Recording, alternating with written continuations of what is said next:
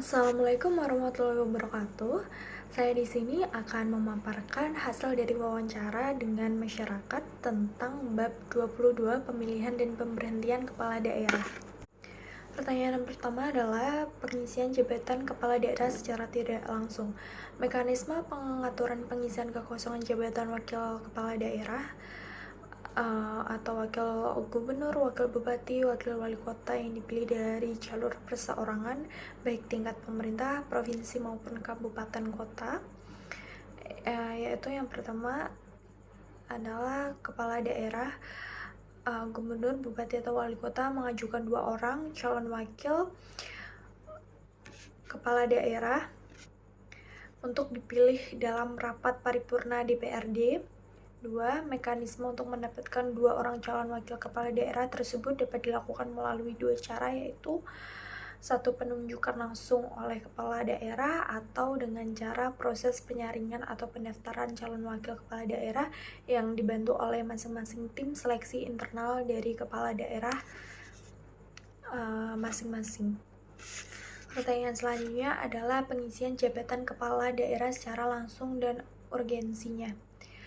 Mengingat jabatan wakil kepala daerah itu tidak tersurat dalam Undang-Undang Dasar 1945, maka terkesan jabatan tersebut sifatnya fakultatif, sehingga muncul permasalahan berkaitan dengan jabatan wakil kepala daerah, diantaranya apakah wakil kepala daerah itu sebaiknya diisi atau tidak. Bila jabatan itu akan diisi, maka apakah dilakukan melalui pemilihan umum langsung baik secara berpasangan. 2.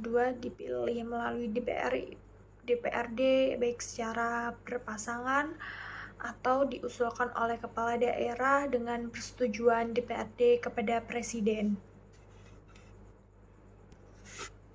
Pertanyaan selanjutnya adalah pemilu kepala daerah dalam penyelesaian sengketa kepala daerah. Ketika pemilihan kepala daerah, pilkada ditempatkan sebagai bagian dari rezim pemilihan umum atau pemilu yang diselenggarakan oleh Komisi Pemilihan Umum atau KPU. Implikasinya adalah sengketa pilkada menjadi bagian perkara perselisihan hasil pemilihan umum PHPU yang menjadikan kewenangan MK. Jadi semua yang menangani perkara sengketa pemilu atau apapun itu pemilunya, yaitu yang berhak adalah Mahkamah Konstitusi. Pertanyaan selanjutnya, pemberhentian kepala daerah. Pemberhentian kepala daerah atau wakil dilakukan karena beberapa alasan, yaitu adalah meninggal, permintaan sendiri, atau diberhentikan. Kepala daerah atau wakil bisa diberhentikan karena salah satu halnya itu berakhirnya masa jabatan, tidak dapat melaksanakan tugas secara berkelanjutan atau berhalangan tetap secara berturut-turut selama 6 bulan.